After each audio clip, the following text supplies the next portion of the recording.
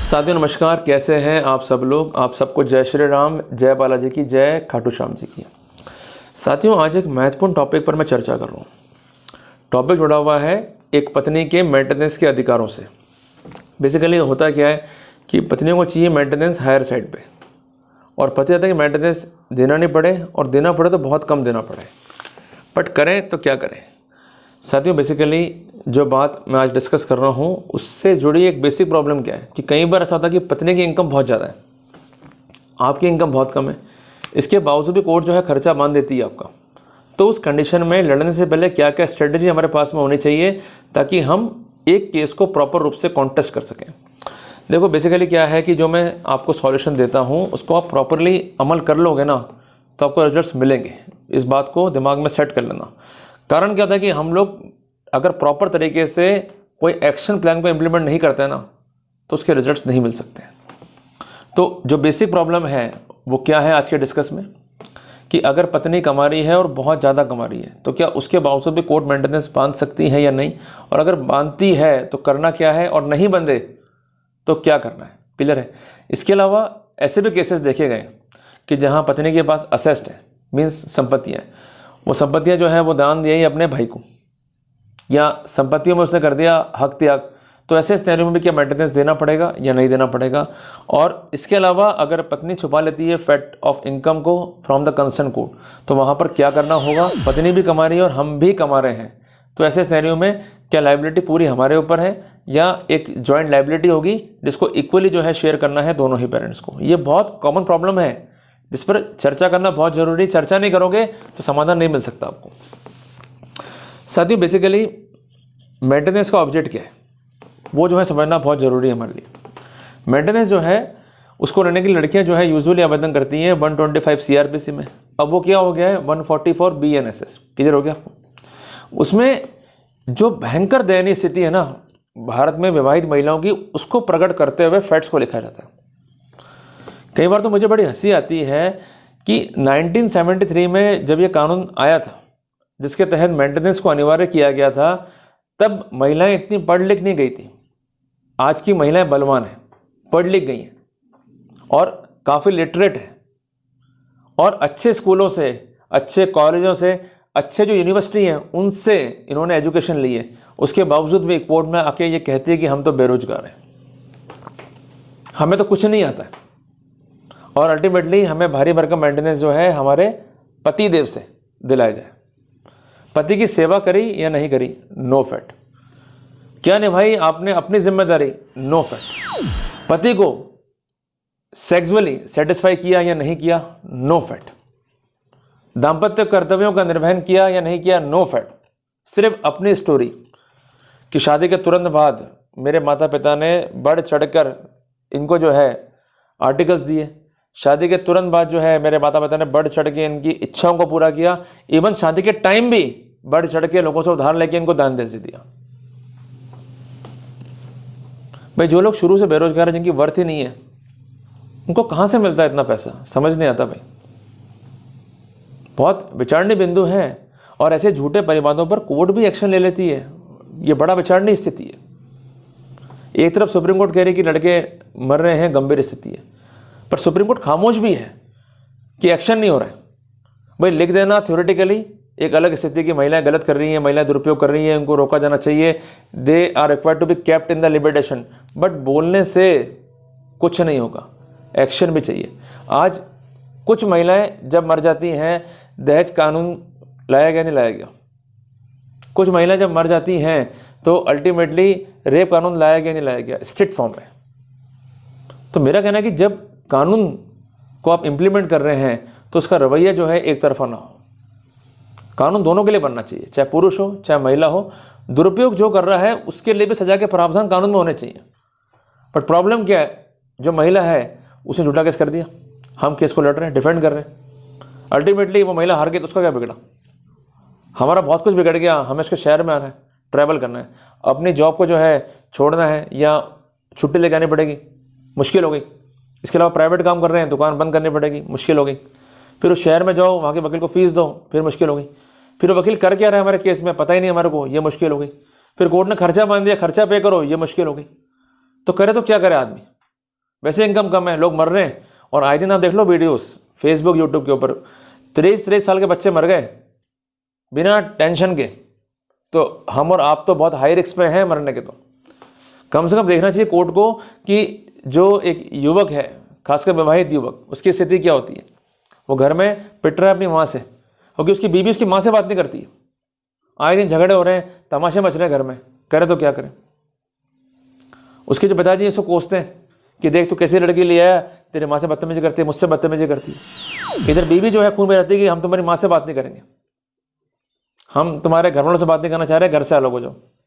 तो इसलिए बहुत विकट समस्या है हमारे सामने, करें तो क्या करें। बट हम भी मौन हैं, हम अलर्ट ही नहीं है। इसलिए हमेशा मैं कहता हूँ कि शादी से पहले जग जाओ, नहीं जगोगे तो मारे जाओगे। खैर अब जो भी है, जगह या नहीं जगह, इलाज तो करना ही पड़ेगा ना, चोट तो लग गई है। तो जो लड़कियों का प्रहार है वो आपके होता है इनकम पे, आपसे से अधिक मेंटेनेंस लेने पर उनका एक सोच होता है कि हमको चाहिए। इसलिए आपकी इनकम हमेशा ही हायर साइड पे कोट की जाएगी कि मेरा पति 1 लाख कमाता है, मेरा पति 5 लाख कमाता है, उसका 25% निकाल लो माइलॉट और मुझे वो पैसा दिला दो। अब आप उस केस को डिफेंड करने की स्थिति में रहते हो। ये इधर तो आई पिटिशन और ये लिख दिया रिप्लाई। सबसे गलत पैटर्न आपका यही है। आप बगैर किसी रिसर्च के, बगैर किसी प्रॉपर फैक्ट्स के, बगैर किसी प्रॉपर एविडेंस के अपना रिप्लाई फाइल करते हो। ये सबसे बड़ी मेजर फॉल्ट जो है हमारे पार्ट पर रहती है। आप एक बात समझिए कि जब आपकी शादी हुई तो उस समय अगर आपने लड़की वालों का घर बार नहीं देखा तो फिर आप बर्बाद हो। आपने ये सोचते हुए कि लड़की गरीब घर की है, सेवा करेगी, ले आते हैं, कुछ भी घर में नहीं है, तो अल्टीमेटली आपकी ज़िंदगी बर्बाद है। आप ऐसे लड़की घर में ले आए कि जो पढ़ी लिखी नहीं है, 10वीं पास है, 12वीं पास है या 12वीं फेल है, तो आपने अपना जीवन खुद ने बर्बाद कर लिया। ये स्थिति वैसे ही है कि जिस जाल में बैठे थे उसको काट लिया हमने, उसमें कोई बचाव नहीं आपके सामने। क्लियर है बात ये। अब बच कौन सकते हैं? जिन्होंने सावधानियां उस समय कर ली थी या अब करने की स्थिति में। अगर आप शादी कर रहे हैं या शादी कर चुके हैं, इस परिवार से लड़की आई है, उस कंसर्न परिवार के पास संपत्तियां हैं। क्लियर है। उस संपत्ति में लड़की का भी हक व अधिकार है। अगर वो हक व अधिकार उसे उसके पिता नहीं देना चाहते हैं तो वो डेफिनेटली एक विल करेंगे, गिफ्ट करेंगे उसके भाई के नाम पर या अन्य बहनों के नाम पर। तो आपको प्रॉपर्टी जो है आइडेंटिफाई करनी है कोर्ट के अंदर। ये प्रॉपर्टी है, इसके पिताजी के नाम पर है, अल्टीमेटली इसको हिस्सा मिलेगा और ये इक्विटेबल ऑनर है। और ये इक्विटेबल ऑनरशिप जो है परमिजेबल है as per transfer of property act. एक बात ध्यान रखिए, जब बच्चा होता है ना पेट में माँ के, उस तक को अधिकार कानून में है to hold the property but in term of equity. ये तो जीवित इंसान है, उस घर में पली बड़ी, 25 साल तक रही, शादी हो गई, तो उसे अधिकार क्यों नहीं मिल रहा उस प्रॉपर्टी में? इसका मतलब लड़की में कर्म नहीं है। जिस लड़की को उसका सगा बाप ही प्रॉपर्टी में कोई हिस्सा देने में इच्छुक नहीं है, वो आपसे कैसे हिस्सा ले सकती है? इस पॉइंट को उठाइए पर गंभीरता से। डॉक्यूमेंट्स कहाँ मिलेंगे इसके आपको? एसआर ऑफिस से जाके ले लीजिए। क्लियर है बात ये। और अगर उसने कोई हक त्याग कर दिया है, कोई गिफ्ट कर दिया है उसी प्रॉपर्टी में से अपने कंसर्न भाई के नाम या बहन के नाम, डॉक्यूमेंट भी आपको मिलेगा, एसआर ऑफिस से ले लीजिए। इसमें कोई विशेष खर्चा नहीं आता, बट डॉक्यूमेंट बहुत काम का है हमारे लिए, जो कोर्ट में जो है पेश कर सकते हैं बाद में during the time of filing of return statement, जिसको हम कॉमनली जो है जवाब भी कहते हैं। क्लियर हो गया? साथ उसके अलावा एक बात ध्यान रखिएगा कि पत्नी जो है उसके पास अगर प्रोफेशनल क्वालिफिकेशन है तो ये भी एक इंपॉर्टेंट पॉइंट बनता है टू विन अ केस। आप एक बात ध्यान रखिएगा, एक रिसेंट जजमेंट है ऑनरेबल उड़ीसा हाईकोर्ट का। उस जजमेंट में ऑनरेबल कोर्ट ने ये कहा है कि अगर पत्नी जो है प्रोफेशनली क्वालिफाइड है, she can be allowed to sit idle to have sucking on the income of concern husband. अगर ऐसा हमने अलाउ कर दिया तो डेफिनेटली सिस्टम जो है वो अफेक्ट भी होगा और जो फर्जी मुकदमे हैं उनकी बाढ़ भी जो है कोर्ट में आ जाएगी। तो ये भी इंपॉर्टेंट फैक्टर है कि प्रोफेशनली क्वालिफाइड है, it is a relevant factor. जुड़ गई चेन से चेन, या मैडम काट देना, जुड़ गई चेन से चेन। क्लियर है बात ये। तो एक सिंगल फैक्टर पे आप केस नहीं जीत सकते हो, कई फैक्टर को जोड़ना पड़ेगा अपने को। तीसरा फैक्टर है कि वो पहले अर्न कर रही थी तो उसका वर्किंग प्रोफाइल आपके हाथ में होना चाहिए। अगर वो है तो कोर्ट में उसको पेश कीजिए। और सबसे इंपॉर्टेंट बात, अगर वाइफ कहती है मैं बेरोजगार हूँ, मैंने आज तक कभी कमाया नहीं, मैं प्रोफेशनली क्वालिफाइड नहीं हूँ, आपको कॉल करना है एडमिशन एज पर सेक्शन नहीं, बेसिकली ऑर्डर है सीपीसी के, वो है ऑर्डर 12 रूल 3A CPC। इसके तहत उसका एडमिशन कॉल कीजिए कि आपने यहाँ जॉब करी थी और आपका ये इसमें इनकम था और जानबूझ के आपने जो है जॉब को छोड़ दिया, क्या कहना है इस पर आपको, उसको एडमिट करना ही पड़ेगा। और ये बहुत स्ट्रॉन्ग प्रोटोकॉल है हमारे हाथ में। इसके अलावा ऑर्डर 11 रूल 12 CPC के लाइट में आप जो कंसर्न इंटरोगेशंस हैं, डिस्कवरी ऑफ फैक्ट्स हैं, उनको भी जो है आप कॉल ऑफ कर सकते हो। इस बात का विशेष ध्यान रखिएगा। और एक बात समझिएगा कि अगर आपकी वाइफ जो है अर्न कर रही है, उसकी अर्निंग ज़्यादा है आपसे, तो वो असेसी है, और असेसी हर वो व्यक्ति जिसके पास पैन कार्ड है, भले वो इनकम टैक्स दे रहा है या नहीं दे रहा है। तो बेसिकली अगर वो असेसी है और वो टैक्स भी दे रही है या रिटर्न फाइल कर रही है, ऐसे सिनेरियो के अंदर उसका इनकम टैक्स रिटर्न जो है महत्वपूर्ण भूमिका अदा करता है। उन डॉक्यूमेंट्स को पेश करने के लिए वो बाध्य है, क्योंकि रजनेश बनाम नेहा के निर्णय की रोशनी में जो एफिडेविट पेश करना है उसमें ये डॉक्यूमेंट्स भी मटेरियल है। उसके पास क्या क्या असेस्ट है, क्या क्या उसको असेस्ट मिलने वाली है, वो भी इंपॉर्टेंट है। वो किन कंपनियों में जॉब कर चुकी है, उसका वर्किंग प्रोफाइल क्या है, जानकारी देना भी इंपॉर्टेंट है। उसको क्या क्या बीमारी है, वो मेंटली फिट है या नहीं है, फिजिकली फिट है या नहीं है, ये जानकारी देना भी इंपॉर्टेंट है। इस पर जो है हमें काम करना पड़ेगा। हम लोग इनको ले रहे हैं कैजुअली, जबकि ये जानकारियाँ पहले ही हमको ड्राइव करनी है। क्लियर है बात ये। उसके साथ साथ जो है हमें रिप्लाई पेश करना है हमारा। क्लियर होगी बात ये। और रिप्लाई जब भी आप पेश कर रहे हैं तो इसके बनाएंगे हम 4 खंड। पहला खंड क्या होगा, general facts about the matrimonial fraud and other scenarios, जिसके तहत हम ये कह सकते हैं कि हमारी लाइफ जो है बर्बाद हो गई है और हमारे साथ जो है फ्रॉड हुआ है। अपनी आत्मकथा लिखो सही, आप लिखते ही नहीं हो। पहला अटैक आना चाहिए आपका भी उस लड़की के खिलाफ। दूसरी बात, आपकी वास्तविक इनकम क्या है उसको लिखो। तीसरी बात, अगर उसके तथ्यों के बारे में कि उसकी इनकम क्या है, उसका कंसेंट प्रॉपर्टीज़ क्या है, कंसेंट उसका असेस्ट क्या है, और इसके अलावा उसका वर्क प्रोफाइल क्या है, इसके बारे में जानकारियाँ जो भी हैं वो भी मेंशन करो विद डॉक्यूमेंट्री एविडेंसेस। और इसके साथ साथ हमें ये ध्यान रखना है खंड संख्या 4 के अंदर कि निष्कर्ष के टाइम पे हमें अलर्ट रहना है। अगर बच्चा है तो खर्चा इक्वली होना चाहिए डिस्ट्रीब्यूट। अगर वाइफ इंटरेस्टेड नहीं है, काउंटर मुकदमा ठोको 144 BENSS का कि बच्चे के ब्याह पर हम भी जो है मेंटेनेंस मांग रहे हैं, देना पड़ेगा। और हमको नहीं चाहिए, ज्वाइंट खाता खोलते हैं उसमें आप भी डाल दो हम भी डालते हैं क्योंकि आप अर्न कर रहे हो। क्लियर है। और अगर वाइफ मांगती है additional maintenance despite of having a good income, despite of having a income discrepancy, कि उसकी इनकम ज़्यादा है हस्बैंड की कम है, तो विशेष कारण का उल्लेख करना पड़ेगा कि उसको एडिशनल मेंटेनेंस क्यों चाहिए। अगर नहीं है तो आप कोर्ट में जो है आपत्तियों को दर्ज कीजिए अपने रिटर्न रिप्लाई के अंदर। क्लियर है बात है। और एक बात विशेषता ध्यान रखिएगा, आगे आने वाली पीढ़ी के लिए भी संदेश है और जो वर्तमान में लोग हैं उनके लिए संदेश है कि आप अपने इनकम प्रोफाइल को रखिए लोअर साइड पे। जो भी इनकम है मैक्सिमम वो रखिए अपने पेरेंट्स की या अपने अन्य घर वालों की। ये विशेषता मैं आपको कह रहा हूँ, मुकदमा जब भी होता है तो उस कंडीशन में आपका असेसमेंट होगा, ना कि आपके पेरेंट्स का। आपकी रियल इनकम क्या है उसको देखा जाएगा। क्लियर है बात ये। जितना कम इनकम होगा उतना ही चांसेस रहता है कम मेंटेनेंस बनने का।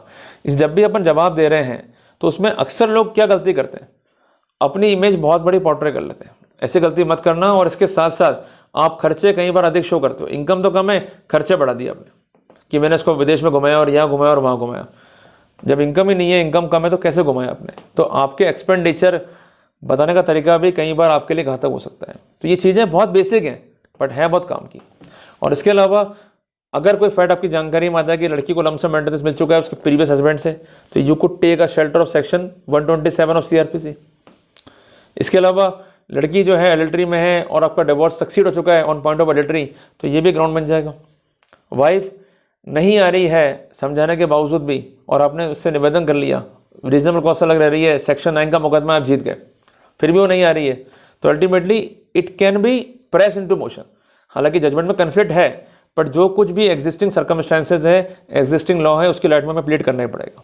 क्लियर है। और कई बार ऐसा होता है कि आप रह रहे हो अलग अलग बट सहमति है, होता है कई बार ऐसा, और बाद में जो है पति की नीयत खराब हो गई।